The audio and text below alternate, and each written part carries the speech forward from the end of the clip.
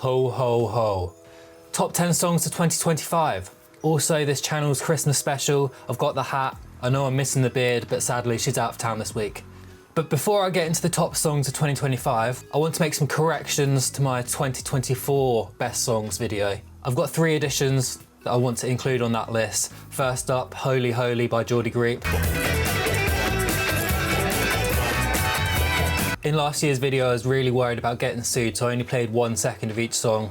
This year, I'm gonna go to 2, maybe 3. I didn't get sued at all. Holy Holy, I heard this song for the first time probably about 4 hours after I uploaded my best songs of 2024 video. When you have the kind of viewer numbers that video had after 4 hours, it was literally impossible for me to take it down, quickly add in me saying, oh, Holy Holy is one of the best songs I've ever heard, and then re-upload it. I just could not do it. I couldn't let the fans down. So I'll add it in now. When I first heard it, I had exactly 3 thoughts. 1, wow, I really wish I heard this about 4 hours ago. 2, this sounds exactly like She Bangs by Ricky Martin. And 3, wasn't really a thought, but I had a bit of a Ratatouille flashback moment to the first time I heard Bohemian Rhapsody when I was like 6 years old. I kind of forgot that music could be like this. So thanks for that, Mr. Greep. Cheers. I'll listen to all of the new sound. Probably my favourite album of 2024 now. Sorry, Flight B741. I love every single song on that album, except Bongo Season. I could do without Bongo Season, but every other song is a 10 out of 10, instant classic. I did go back and listen to Black Midi's discography, but I don't really think they're for me. There are like 5 or 6 songs, like The Defense and the middle bit of 27 Questions, that sound like they're from some sort of West End musical, the weirdest one you've ever been to. Or as I think my American viewers call it, a Broadway musical. I never normally look at my analytics, but I did have a look to see what countries people were viewing from. And by quite a big way, most of my views have come from America. So if you're watching this in America, unlucky. But also sorry for slagging off your country so much, because it has produced some good music. Like this second edition to 2024 top songs. I did actually mention this album in my 2024 video, saying something along the lines of, I do like it, but it hasn't fully clicked with me yet. It will soon, I think. And I was kind of right. For the most part, I think this album is decent, but not much more than decent. If this is decent, most of the songs are in between here and here. But there are a couple of songs that I absolutely love and would adopt a cat with, and my favourite of those is Manning Fireworks, the title track. It's just a great, funny, depressing, folksy song. Imagine if Train Underwater by Bright Eyes was a bit slower, and that's pretty much what Manning Fireworks is. Great song, decent album. And my third edition, Love Takes Miles by Cameron Winter. The other 2 omissions, they were my fault. I should have listened to those songs sooner. This one is Cameron Winter's fault for releasing their album so late in the year. Anything past the 30th of November is pretty much January. So this one's not on me, this one's on Cameron. I absolutely loved 3D Country, but I had no idea that Cameron Winter was the singer of Geese until I actually heard the album. I was like, oh wait, this is the Fell in Love with a Tumbleweed guy, I know this guy. There are some absolutely great depressing piano ballads on this album, but I had to go with Love Takes Miles, which is sort of like the pop hit of this album. It's sort of timeless, it sounds like it's always existed. I can't imagine a time in my life when I wasn't listening to this song now. There's a video on YouTube of him performing this on Jules Holland, and there's a bit where he says, I'm not here, and he sounds exactly like Tom York. I'm not here. In my mind, Cameron Winter sort of is the new Tom York, so from this point on, I'll only refer to him as Tom New York. It works on multiple layers, that, because Cameron Winter's also from New York, yeah? Well, two layers, but that's about 2 layers more than most of my jokes work on. Okay, that's enough for 2024. Let's actually get into 2025. The theme of the music that's come out this year for me has been disappointing follow-ups to albums that I absolutely loved. When I say disappointing, there's a wide scale of disappointment. There's 8 out of 10 follow-ups to 9 out of 10 albums. There's 6 out of 10 follow-ups to 9 out of 10 albums. There's 4 out of 10 follow-ups to 9 out of 10 albums. But one follow-up album that didn't disappoint me was... Actually, I'm not going to tell you. And if you do want me to tell you, you're going to have to nail me down. Geese had to be here, probably the most hyped band since, Wet Leg, maybe. But unlike Wet Leg, I think the hype is justified. And they also didn't deny Father John Misty a #1 album in the UK, which I'll never forgive them for. It's a great album. I've seen a lot of lists where it's been the #1 album of the year. I like it. It's a good album. I prefer 3D Country still. It's just, for one thing, it's missing the gospel singers that 3D Country had. And two, it's a lot more raw. I like how 3D Country is nice and polished. You might prefer the rawness, I don't. Just like Darth Maul at the end of Phantom Menace, Taxes is made up of 2 halves. The first half is not far off an early Vampire Weekend song, just a bit slowed down, sort of Cape Cod Quassa Quassa slowed and reverbed. And then we get to the second half and it basically becomes a U2 song with these big jangly guitars, big drums, big vocals, big everything. It's just a really good song. Geese, we will watch your career with great interest. I don't know why I've decided to rewatch all the Star Wars films recently, because I'm not even a big Star Wars fan. But I will say, the prequels, not as bad as I remember. Here's my Star Wars ranking from worst to best. 9, 8, 7. There's a big gap. 1, probably pretty normal so far. 4, 2, 3, gap, 6, gap, 5. What can I say? That George Lucas guy, he deserves a lot of praise. Even though I really like this song, and it sounds like the best Tame Impala song that came out this year, I almost decided to remove it from this list. I still might, because it reminds me so much of that Peter Kay Christmas song from around 2010. And anything that reminds me of Peter Kay, I can't really get on board with. Here's the bit in praise.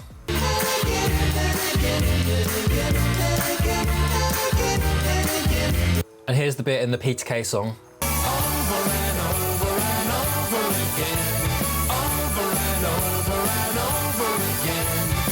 Too similar, way too similar. So warning to any artists that are putting out music in 2026, just double check the lyrics, make sure there's no Peter Kay references. Here's a glimpse at Peter Kay's stand-up set from the year 2050.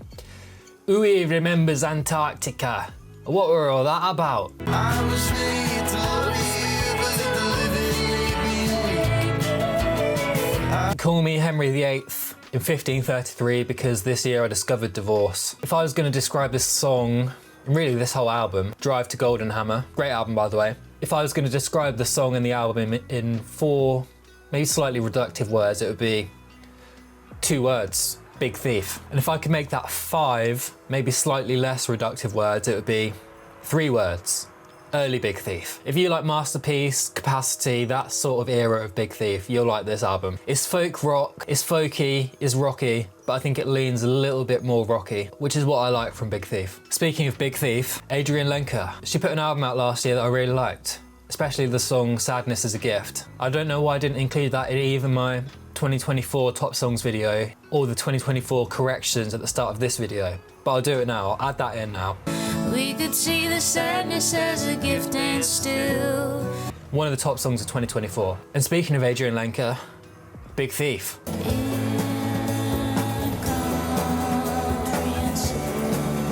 The Big Thief album that came out this year, I can't remember the name of it. I can remember what it looks like. It's got the lime on it. Anytime I see it, it makes me want to walk down to the shops, get a load of limes and make some margaritas. I really like the opening song, which is Incomprehensible. I really like the closing song. Everything in between those is kind of, they're all very comprehensible songs in the middle. I can comprehend those songs. They all kind of blur into one. Incomprehensible does that too a little bit. It's pretty much just verse, all very similar melodies throughout, but somehow it works more here. It doesn't really change much throughout, but it really works. And it's like Big Thief say, change, like the wind, like water, like skin, like a horse or 2.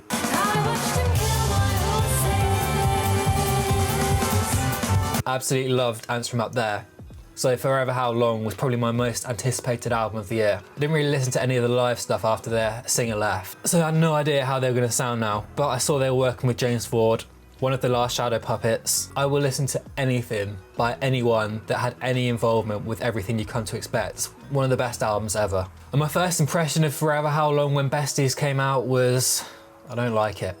And when I listened to the whole album, my first impression was also, I don't like it. Don't like it. The problem was their new singers, they were too good. Their old singer, He sounded like he was just some random drunk guy at karaoke that was on the verge of a mental breakdown at all times. The new singers, they were too good. But I kept listening and the album did grow on me a lot, and I do really like it now. But I will say, I think they should have changed their name. They shouldn't have carried on as Black Country New Road. They should have changed it to New Black Country New Road, just to make it more clear that things have changed since Ants From Up There. Besties was the first single, and if there was an award in this video for a song that grew on me the most this year, it would go to Besties. Actually, it's my video, I can do what I want, so Besties, you do get the award. Yeah, I really hated that at first, mainly because of the line, I'm a walking TikTok trend, which, I hate anything like that. I like a timeless song.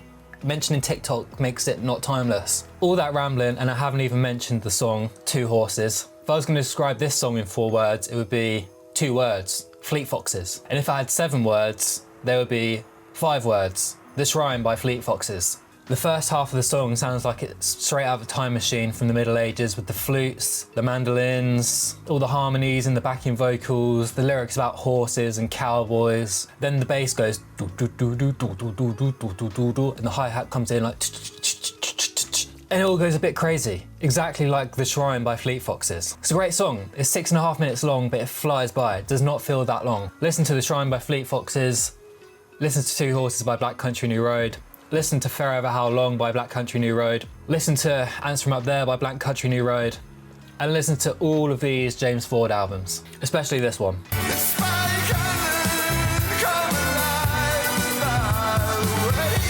It's been a big year for Britpop and Islands, and now I'm going to combine the two. The best Britpop band of the year and the second most talked about island of the year, Spike. I love Pulp. I saw them, not this year, definitely not. It was either the year before or the year before that, I can't remember. I think there's like a 70% chance it was in 2023, a 30% chance it was in 2024. But I saw them, they were great. When I heard they had a new album coming out, I wasn't expecting much. My reaction was pretty much, why now? Why not 20 years ago? But then Spike Island came out and it was a banger, on par with some of their classic stuff. It's a bit like a more disco-y version of Ease and Wiz, with some fourth wall breaking lyrics thrown in for good measure. The rest of the album is never gonna be another Different Class, but it's still good. If you haven't listened to Different Class in a while, please re-listen to it.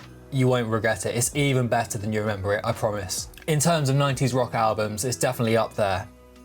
There.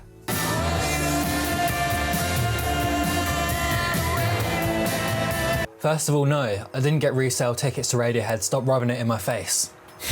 Second of all, yeah, I know I'm being quite loose with the title of Best Songs of 2025 here, but even though this is a recording of a 2009 performance of a 2003 song that came 4th in my Every Radiohead Song Ranked Worst to Best video, it's part of a live album that got released this year. I may be clutching at straws here, but I don't care because, alright, think about this. Think about how amazing the studio version of There sounds. Amazing, close to perfect, one of their best songs. Their 4th best song officially. Well, this version that came out this year has one thing that the studio version doesn't have, which make it even better, and that is an Argentinian crowd going absolutely mental. Whoever was in the audience that night, you should be hired for every single live album that ever comes out. You did a great job. It's so good that it's become the default version of There that I listen to. I never listen to the studio version anymore, purely this live version. Great job, Argentina. You make me very glad that I'm not dead. Stick. Big year for the King Gizzard boys. New album, Phantom Island. Big worldwide tour with an orchestra. Another one that I couldn't get tickets to thanks to the reminder. Taking all of their music off Spotify, which I think is fair enough because all the streaming services seem a little bit dodgy, and Spotify seems to go out of its way to be extra bad at every step. Now, I've still been a Spotify user this year, which might be a bit hypocritical of me, but also I have some King Gizzard up there, so I'm not missing out too much. But if anyone knows any good alternatives, please let me know. I've used Apple Music, don't like that. So I'm thinking maybe Tidal. Anyway, King Gizzard, Flight B741, the album that came out last year was the first King Gizzard album that I properly sunk my teeth into, fully devoured, loved every single song except the title track. I went back through their massive discography, their massive D, if you will. I'm a big fan now. That's all to say that I was very hyped for Phantom Island, and the singles that came out were absolute bangers. Oh, this is about to die. I'm gonna plug, I don't know if you can plug it in and record at the same time, but we're about to find out. I'm plugged in, hopefully that's working. If it's not working, you're just gonna have to read my lips, which might be an issue for you because I was planning on doing the rest of the video like this. Anyway, I can't remember where I got to, but I'm just going to go from the Phantom Island singles, which were absolute bangers. Deadstick, it was so good. Phantom Island, so good. Grow Wings and Fly, so good.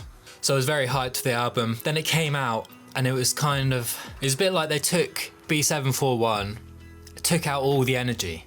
So it was a bit like, ugh. And I don't know if this is controversial. I don't want to start a war with the King Gizzard fans, but in my mind, there are 3 great singers in King Gizzard. And on this album, they let the other guys sing too much. They need to be less of a democracy when it comes to singing. Just these 3 guys only can sing. Anyway, Deadstick, absolute banger. Sounds a bit like their song Raw Feel, but with more brass thrown in. It's got the horns, it's hornier. And even though I wasn't blown away by the album, adding the orchestra does show that they've come quite far as a band. They've come so far. So far. So far.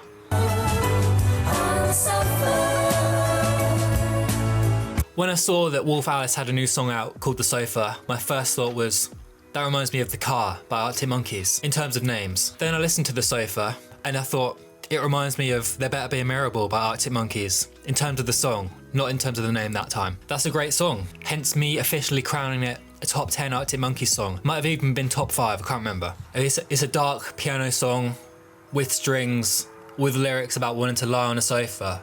I mean, what more could you want? The rest of the album, yeah, another slightly disappointing follow-up. I absolutely loved Blue Weekend, which was stuffed full of bangers. But this is the band that wrote Don't Delete the Kisses, so I'm willing to forgive them a lot of stuff. They're always going to be high up on my pyramid. In 2024, we had a Father John Misty song that sounded exactly like a Viagra Boys song. In 2025, we have a Viagra Boys song that sounds exactly like a Father John Misty song. So who knows what's going to come out in 2026? A Father John Misty song that sounds like a Father John Misty song. A Viagra Boys song that sounds like a Viagra Boys song.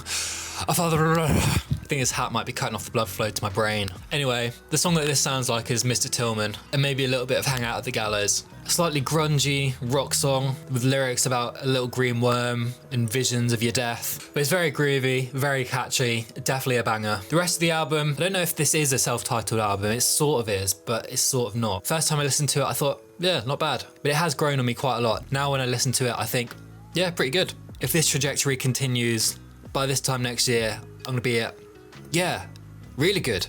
And speaking of Father John Misty,